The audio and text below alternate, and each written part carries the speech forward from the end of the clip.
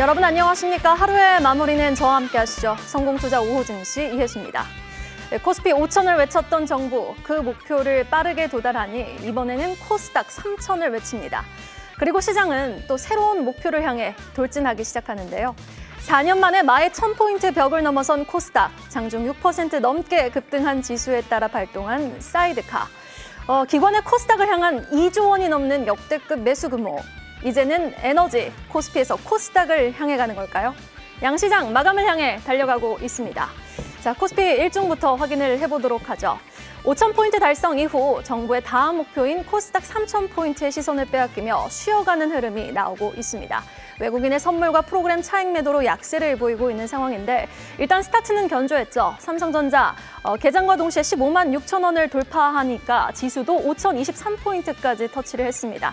그러던 지수가 삼성전자가 보합권까지 내려오고 시총 2위 하이닉스, 시총 3위 현대차가 각각 3%, 2% 넘게 빠지니 지수도 오전 11시 구간부터는 하락 전환을 하며 계속해서 하락 권역에서 움직임을 가져가고 있습니다. 다만 스테이블 코인화, 법제화 기대감, 여기다가 네이버, 전략 광물 호재 고려아연, 또 폴란드 2차 선수금을 받은 현대 로템 같은 개별주들만이 선전을 해주면서 추가적인 하락은 또 제한적인 모습, 4,954포인트 터치하며 0.71% 하락 중에 있습니다. 자, 오늘의 주인공 코스닥 일중 만나보겠습니다. 4년 9개월 만입니다. 1000포인트를 돌파한 것은 4년 9개월 만입니다. 사실 개장과 동시에 1000포인트 위에서 시작을 했습니다. 1003포인트로 출발을 했던 지수는요. 외국인 개인의 ETF 매수에 힘입어 상승폭을 무섭게 확대했고 코스닥 150 선물이 6.2% 급등한 오전 9시 59분, 5분간 프로그램 매수 호가 효력 정지되는 사이드카가 발동이 됐습니다. 오후장 들어서 이 코스닥 150 레버리지가 20% 넘는 폭등 기염을 토하기도 했는데 이렇게 강한 수급에 따른 업종 내 시총 상위주가 오늘 시장을 주도하고 있는데요. 그렇다면 시총 상위주 현황 살펴보도록 하겠습니다. 오늘 기관이 가장 많이 담는 종목 ABL 바이오, 그다음에 이제 레인보우 로보틱스가 되겠습니다. 알테오젠도 오늘 같은 하루에는 반등은 주고 있지만 그 반등 폭은 사실 아쉬운 것이 사실이고요. 에코프로 그룹주들 일제히 두 자릿수 상승률 견조하게 유지해주고 있는 가운데 ABL 바이오 21% 가까운 급등, 레인보우 로보틱스 25% 넘는 폭등 중에 있습니다. 다음 시가총액 상위 종목들도 만나보겠습니다. 삼천당제약도 7% 강세, 리가켄바이오 11% 넘게 급등하면서 바이오 종목 위주로 또 강한 수급이 쏠리면서 지금 기세가 남다른 에너지를 보여주고 있는 것이 사실입니다. 수급 현황 살펴보겠습니다. 사실 수급 보시면은 뚜렷한 머니 무브가 포착이 되고 있죠. 외국인 기관 일제히 코스피 매도에 나선 반면 코스닥에서는 외국인 기관 나란히 매수 러브콜을 보내주고 있습니다. 기관의 순매수가 코스닥을 향해서 2조 3천억 원이 넘었던 것은 오늘이 처음 아닐까요? 일단 기관의 이런 대량 금액은 ETF 자금의 성격도 있다는 부분은 인지하셔야겠습니다. 개인 투자자들의 영향력이 크게 미치고 있다는 부분 인지하시면서 일단 역대급 매수 규모 2조 3천억 원 넘는 매수 규모 기록하고 있고요. 외국인도 이와 함께 4,700억 원 넘는 사자세를 보여주고 있는 반면에 거래소에서는 외국인 4천억 원 넘게 매도 우위, 그리고 선물 시장에서도 1조 원 넘게 매도 우위, 그리고 개인들은 지금 코스닥 시장에서 2조 6천억 원 넘게 매도 우위를 기록하고 있는 상황입니다.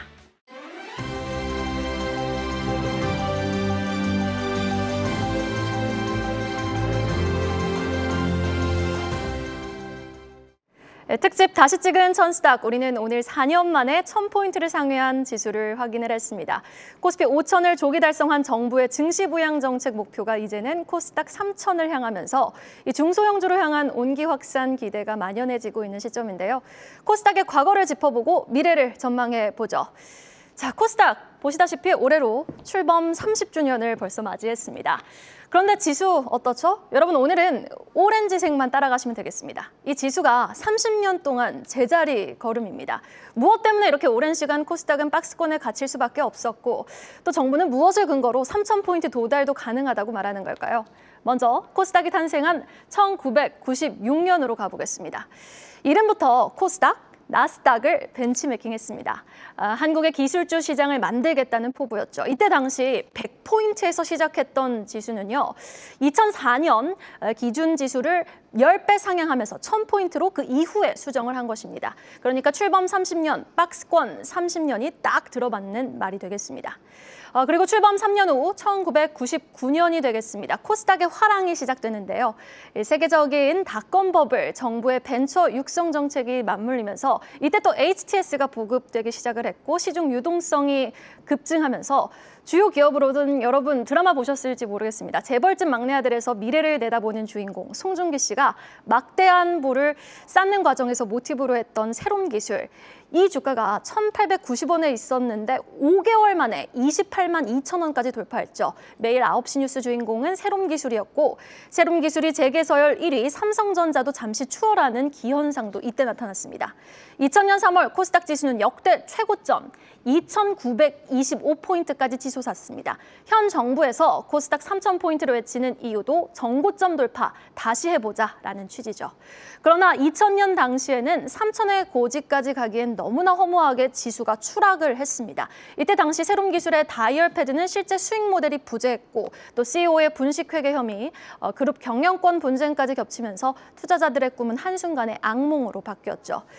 2000년 말이 됐습니다. 새로운 기술 주가 5,000원까지 수직 낙하했고 2001년 IMF 체제가 종료됐음에도 지수는 버블 붕괴와 함께 수직 낙하, 답답한 흐름을 2004년까지 이어가게 됐습니다. 이후 2008년입니다. 글로벌 금융 위기를 맞닥뜨리게 된 시장, 코스닥은 이때 무려 역대 최저치인 245.06포인트까지 급락을 합니다. 이렇게 지루하게 부진한 시간을 한 7년 정도 보냈습니다. 7년 이후 2015년 지수가 살짝 고개를 들기 시작했죠. 바로 바이오 열풍 때문이었습니다. 2015년, 16년, 17년 시총 1위 여러분 셀트리온이었고요. 18년, 19년, 20년 코로나 동학개미 운동이 시작된 이후 21년, 22년까지 시총 1위는 셀트리온 헬스케어였습니다. 2015년 코스닥은 바이오에 힘입어 800포인트를 돌파했고요. 2018년까지 시총 1위부터 4위까지 모두 바이오주로 바이오 열풍의 정점을 찍다가 2018년입니다. 이때는 또 미중 무역 분쟁이 터지면서 거품 논란으로 조정 국면에 들어갔습니다. 그러다가 2020년 코로나 팬데믹으로 인해 비대면, 이 IT 쪽 기술주가 급부상하기 시작했고 큰 폭의 상승세를 이때 살짝 보였습니다. 제약바이오 쪽도 실적 개선 기대감이 형성되면서요. 2021년 1월에 1,080포인트로 사상 최고치 경신에 성공을 했죠. 그리고 2022년은 어떤 국면이었죠? 금리 인상과 투심 위축으로 700선까지 지수 하락했고요. 2023년 2차 전지주들의 광풍, 이때 에코프로 안 사면 큰일 날 것 같은 느낌이었죠. 엔터주들도 JYP 엔터 안 사면 뭐 집에 무슨 일 생길 것 같이 아주 큰일 나는 엔터주, 2차 전지주, 성장주의 광풍이 이때 돌기 시작했습니다. 그러다가 이제 지수는 880포인트까지 회복을 했고 2025년 들어서는 이제 바이오 플랫폼 업체들, 제형 변형 업체들의 실제 숫자가 찍히는 바이오라는 패러다임에 힘입어 또 대기업들이 투자한 로봇주에 힘입어서 파마리서치, 실리콘투 같은 K뷰티 성장에 힘입어서 지수는 슬슬 힘을 내기 시작했고 2026년 1월 26일 코스닥은 1000포인트 진입에 성공을 하게 됩니다. 자, 그리고 오늘 이렇게 사이드카를 부른 천스닥의 돌파, 그리고 기관의 이례적인 폭풍 매수, 과연 이제는 중소형 주까지 순환매 폭발이 지속될 것이라는 신호로 우리는 해석을 해볼 수 있는 걸까요? 두 분과 함께 해볼게요. IBK투자증권 분당지점 정영민 팀장, 그리고 24인베스트먼트 손창현 팀장과 함께 해보겠습니다. 두 분 어서 오세요. 좀 지루하지 않으셨습니까? 제가 쫙 한번 역사를 나열을 해봤는데요. 진짜 이제 천스닥을 넘어서 3,000포인트 달성도 코스피 5,000 달성처럼 무난하게 이루어질지가 가장 궁금하실 것 같아요. 정영민 팀장님 의견은요?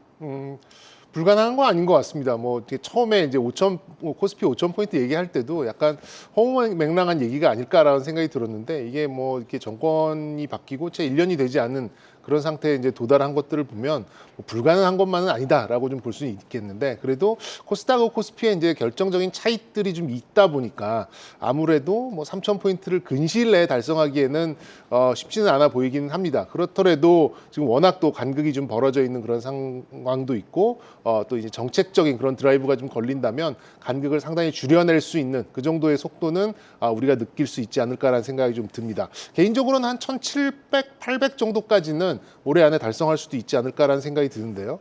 가장 선제적으로 이제 붙는 조건은 국민연금이 가지고 있는 이런 주식 투자 자금에서 외주 운용의 코스닥 비중을 높이는 정책이 현실화될 경우에는 자연스럽게 우리 국내 기관들의 코스닥 선호가 기계적으로 올라오면서 굉장히 빠른 그런 지수의 자극이 있지 않을까 이렇게 좀 판단을 하고 있습니다.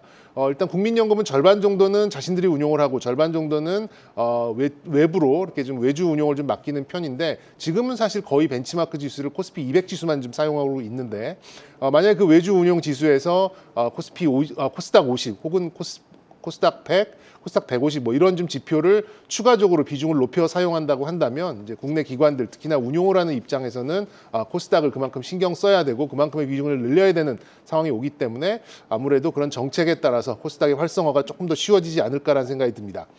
코스닥에 또 아킬레스건이 하나 있죠. 실적을 비롯한 펀더멘탈 문제가 늘 이제 부각되고 있는데요. 그렇다 보니까 뭐 지수는 지수겠지만 반도체 소부장, 뭐 2차 전지, 엔터 이런 쪽에서 코스닥 지수보다 더 빠른 상승이 나올 수도 있지 않을까라는 생각이 듭니다. 그래서 지금의 전략으로 본다면 지수를 복제를 하고 그리고 나머지 한 30-40% 정도의 개별성 있는 종목들을 이런 좀 펀더멘탈이 높은 종목들로 이렇게 좀 가져가는 그런 전략으로 가져간다면 저는 뭐 시장에서 적어도 소외되지는 않지 않을까라는 생각을 가지고 있고 정부의 정책과도 어느 정도 맞춰갈 수 있는 그런 전략이 되지 않을까라는 말씀도 좀 드려보도록 하겠습니다. 바이오가 없는데 왜 바이오가 없는지는 잠시 후에 한번 여쭤보도록 하겠습니다. 그럼 손창현 팀장님께 같은 질문 해볼게요. 지금 코스닥 150 안에서 비중이 가장 높은 건 바이오거든요. 지금 올해 연내 안에 뭐 1600, 1700포인트까지 도달 가능하지 않을까라고 정경민 팀장님이 말씀해 주셨는데 일단 지수가 우상향으로 가기 위해서는 코스닥에선 어떤 업종의 랠리가 좀 주력으로 펼쳐지게 될까요? 저는 뭐 반도체 소부장을 계속적으로 관심 있게 좀 보고 있는데 좀 겹치시네요, 두 분은요.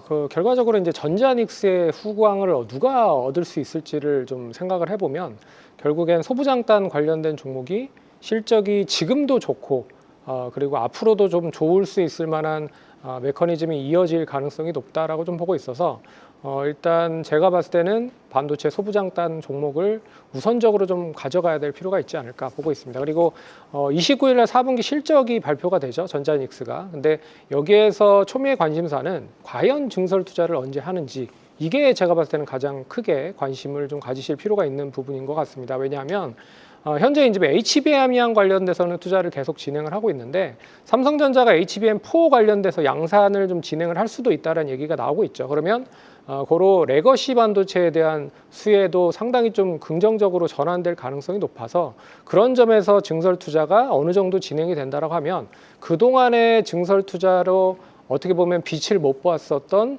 반도체 소부장단 관련된 종목이 이제는 실적에 대한 부분에 주가 목표가의 괴리율을 상당히 좀 줄일 수 있는 계기가 될 수 있다라고 좀 볼 수 있을 것 같아서 관심 있게 좀 보셔야 될 필요가 있을 것 같고요.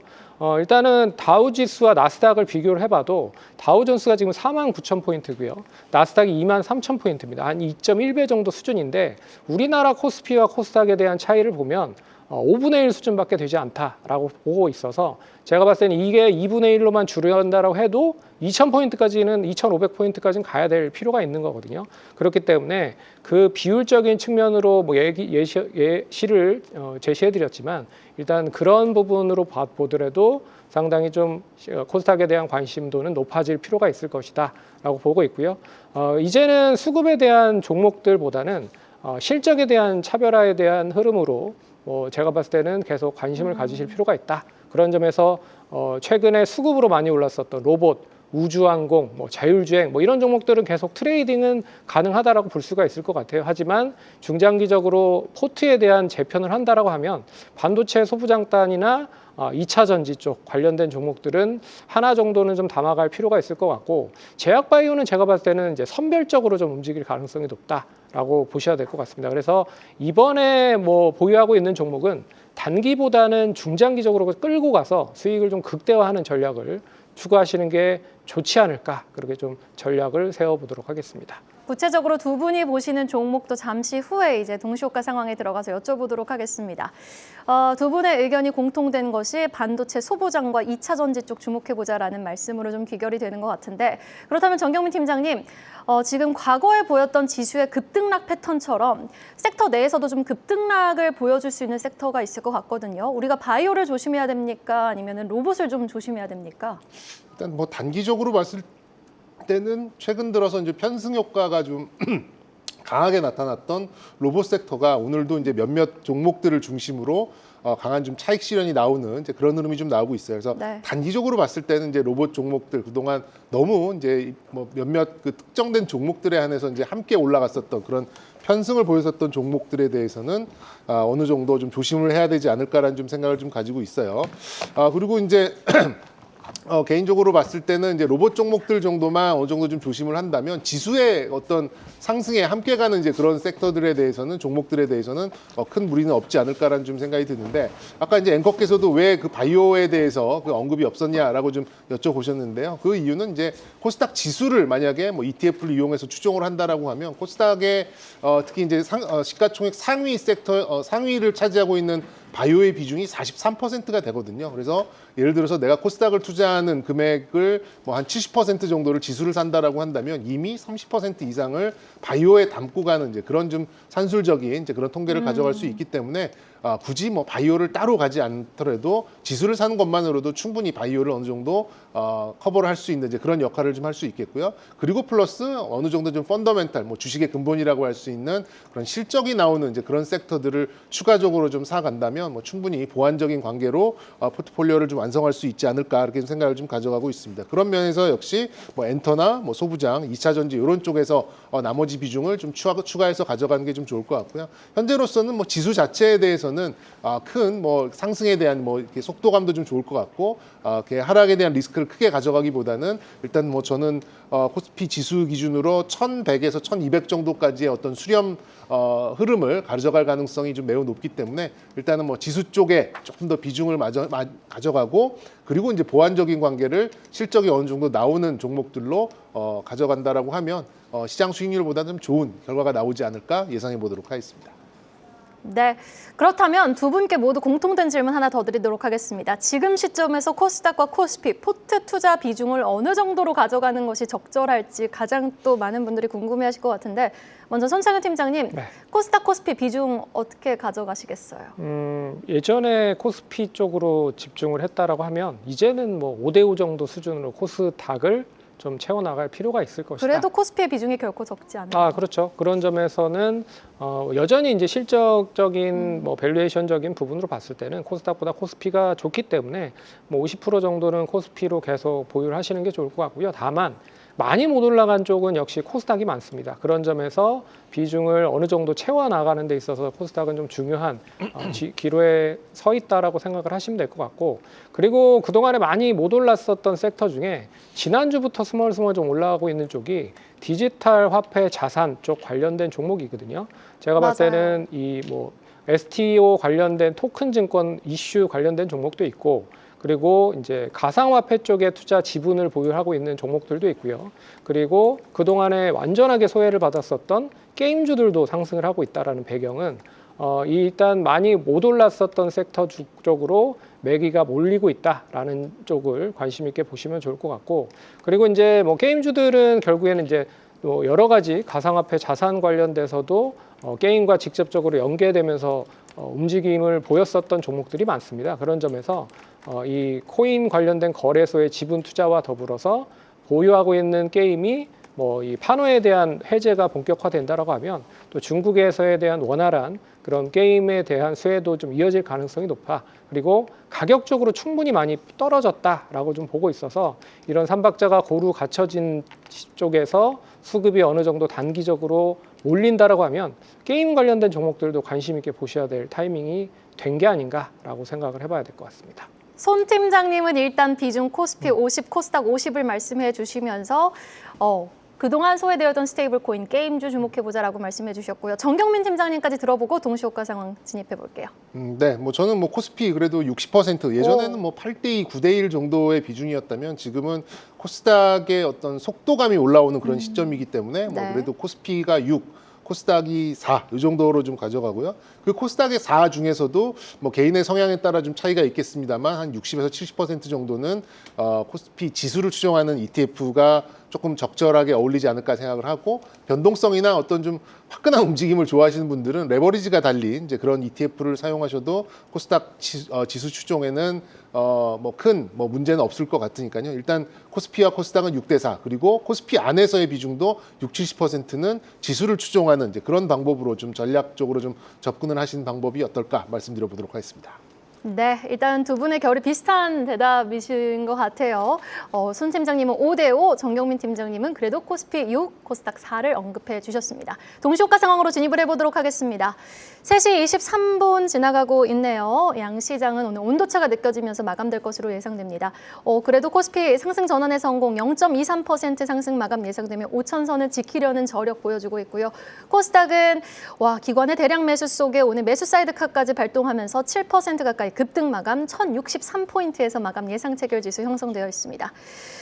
자, 그 가운데 지금 SK하이닉스 관련 이야기가 나왔습니다. 몇 년 안에 지금 최태원 회장이 시총의 2천억, 그러니까 2천조 원의 시총 평가를 받게 하는 기업으로 키울 것이다라는 언급을 내놨어요. 그렇다면 오늘 같은 날에는 SK하이닉스, 쉬어가는 하이닉스를 담는 날입니까? 아니면은 숫자가 찍힐 반도체 장비주를 또 하이닉스와 연관되어 있는 장비주를 담는 게 현명한 날입니까? 정경민 팀장님. 뭐 저는 이제 하이닉스에 대해서는 이제 어떤 상수처럼 어느 정도 비중을 꾸준하게 가져가는 이제 그런 전략으로 좀 가시는 게 맞지 않나 생각이 들고요. 아직까지는 이제 소부장에 대해서 이제 캐펙스의 규모가 이렇게 확장적으로 나오고 있지 않기 때문에 뭐 삼성전자나 SK하이닉스가 이제 수도꼭지를 틀어서 물이 이렇게 나오는 그런 상황에서야 소부장들한테 낙수 효과가 좀 떨어지는데 아직까지는 그 규모가 생각보다 그렇게 크지는 않고 있어요. 이제 그런 면에서 봤을 때는 뭐 하이닉스를 어느 정도 규모를 계속해서 좀 가져가고 반도체 소부장에 대해서는 뭐 일부분 이렇게 좀 대응을 하시는 이제 그런 전략으로 좀 가져가시되 저는 뭐 늘 강조드립니다만 소부장 쪽은 역시 삼성전자의 소부장 쪽이 조금 더 상승 탄력이 좀 좋게 나오지 않을까. 어느 순간부터 삼성전자가 조금이나마 SK하이닉스부터 앞서 나가는 그런 부분이 좀 있는데 뭐 두 가지 이유가 있겠죠. 파운드리도 있겠고 SK하이닉스가 절대적 지위에 있는 HBM의 어떤 물량을 삼성전자가 뺏어간다라고 하는 이제 그런 의미도 좀 있기 때문에 소부장 쪽은 SK하이닉스보다는 삼성전자의 밸류체인에서 이렇게 좀 선택을 해보시는 게 어떨까라는 말씀도 덧붙여보겠습니다. 그렇다면 손창현 팀장님은 하이닉스 담으시겠습니까? 아니면 뭐 관련되어 있는 TC 본더 장비를 담으시겠습니까? 저도 뭐 하이닉스 기존적으로 보유를 많이 하고 계신 분들이라고 하면 뭐 하이닉스를 계속 꾸준하게 가져가시는 게 좋을 것 같고 그리고 장비를 굳이 뭐 투자를 한다라고 하면 결국에는 HBM 쪽 관련돼서는 투자가 계속 진행이 될 가능성이 높습니다. 그래서 오늘도 뭐 PSK 홀딩스나 DI 그리고 한미반도체는 이제 코스피로 분류가 되어 있기 때문에 상승이 좀 제한적인 흐름이지만 뭐 이런 이제 그 HBM 향 관련된 장비 쪽에 대한 상승이 조금 더 가파르게 움직이고 있다. 그런 점에서 HBM3에서 HBM4 하이브리드 본딩 쪽 관련된 장비들 관련된 이슈가 계속 이어진다고 보면 SK하이닉스보다 차라리 먼저 선제적으로 투자가 되어 있는 HBM 향 관련된 장비도 투자를 하는 게 좋을 것 같다. 그렇게 좀 결론을 지어보도록 하겠습니다. 네, 그리고 전력으로도 한번 시선을 옮겨볼까요? 일단 두 분은 코스피의 비중은 어느 정도 가져가야 된다라고 말씀을 해주시고 계시는데 HD현대일렉트릭도 코스피 시장에서 큰 비중을 차지하고 있지 않습니까? 또 전력이라는 전력 급증이라는 전력 수요 급증이라는 키워드를 갖고 있습니다. 오늘 실적 발표 동시에 조금 상승 전환하더니 다시금 하락 전환했는데 단순히 뉴스에 파는 흐름인 걸까요? 네, 일단 그런 뭐 세론이라고 좀 볼 수가 있겠고요.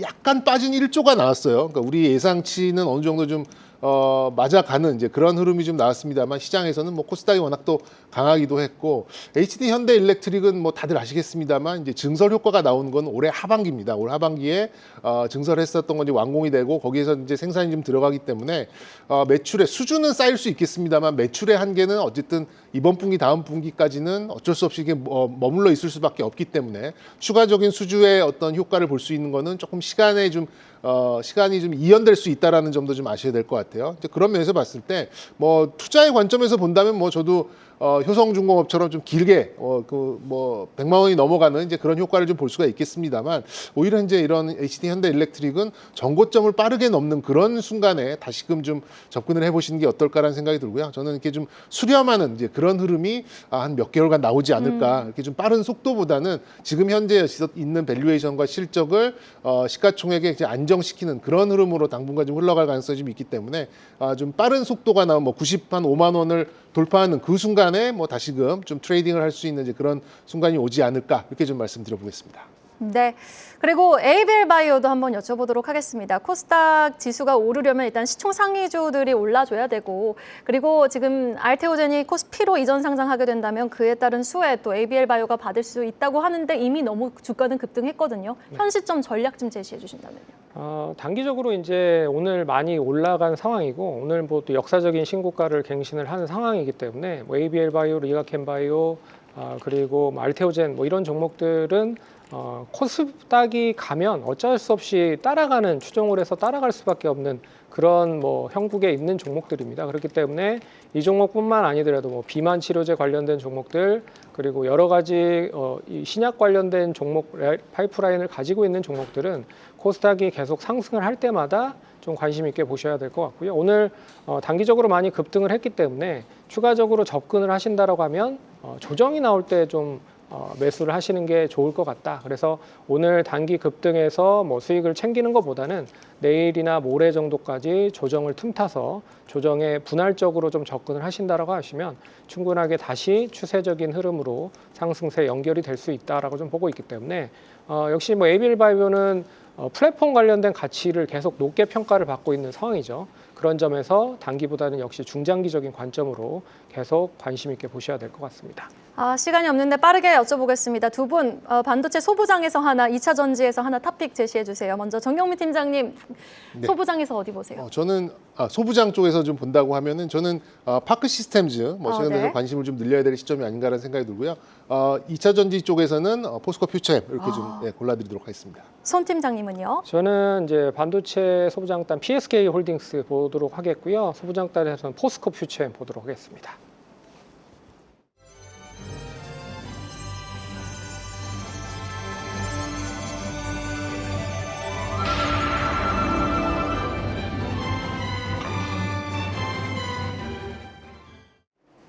월요일 마감 시황입니다. 오늘은 드디어 코스닥이 1000포인트를 돌파했습니다. 정부의 코스닥 부양 정책에 대한 기대감이 코스닥을 1000스닥으로 끌어올렸는데요.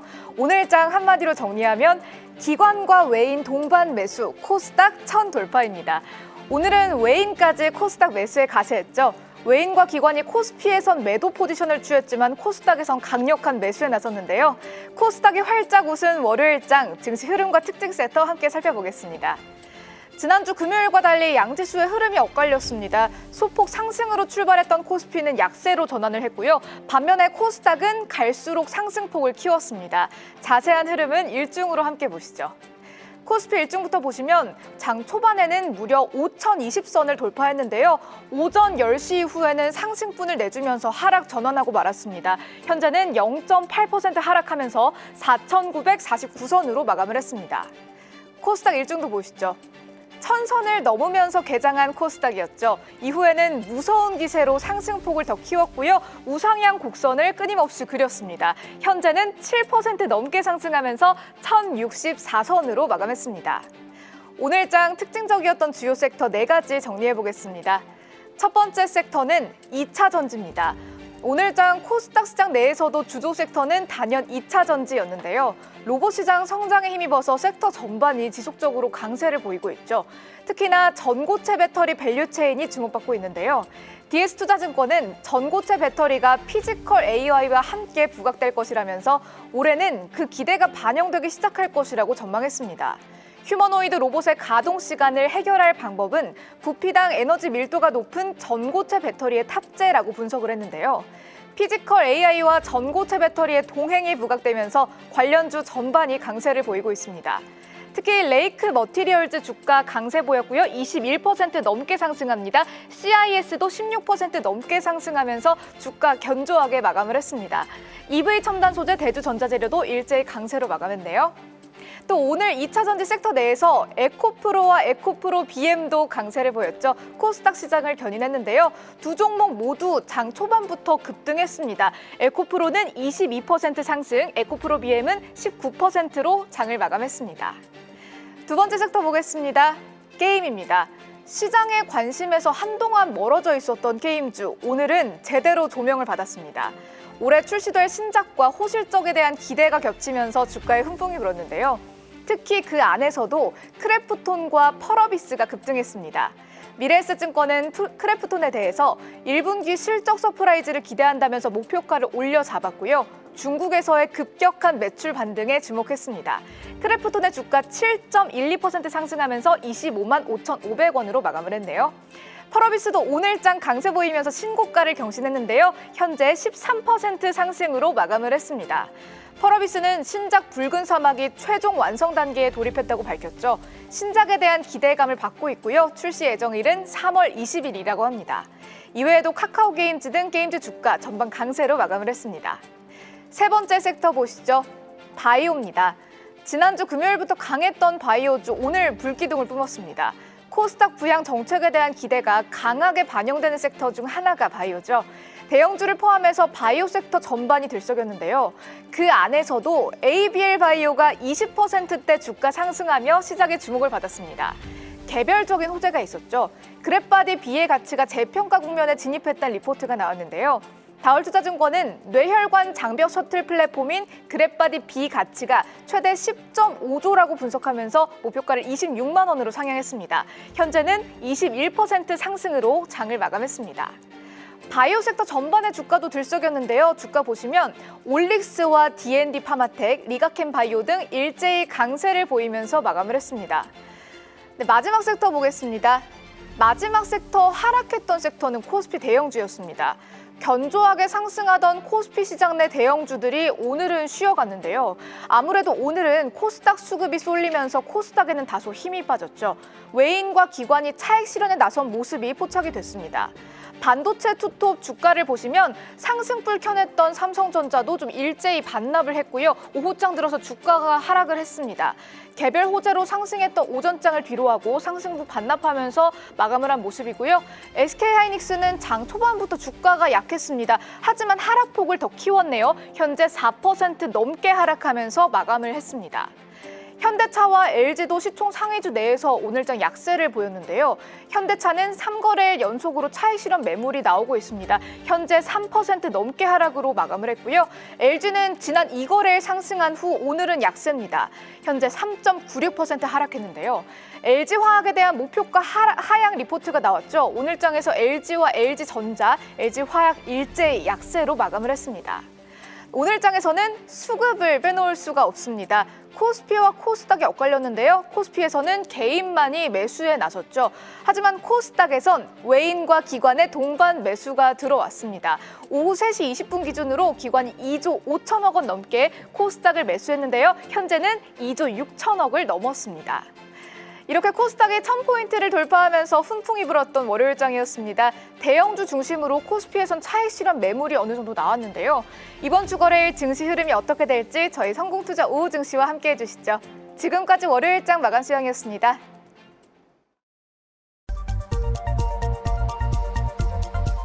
이 시각 딜링룸입니다. 외환시장 동향도 자세하게 알아보겠습니다. 우리은행 이만열 연구원 연결해 볼게요. 연구원님 안녕하십니까? 네, 안녕하세요. 네, 주말 사이 환율이 가파르게 또 하향 안정화되는 모습을 보였습니다. 오늘 장중 동향 자세하게 살펴봐 주실까요? 네, 오늘 환율은 1,446원에 출발했습니다.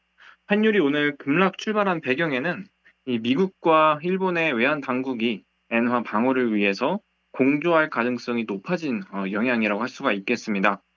오늘 장중에 엔화는 지속적으로 강세 압력을 받았고 이러한 영향에 오늘 원화도 강세를 보이면서 한때는 1,430원대로 내려오기도 했습니다.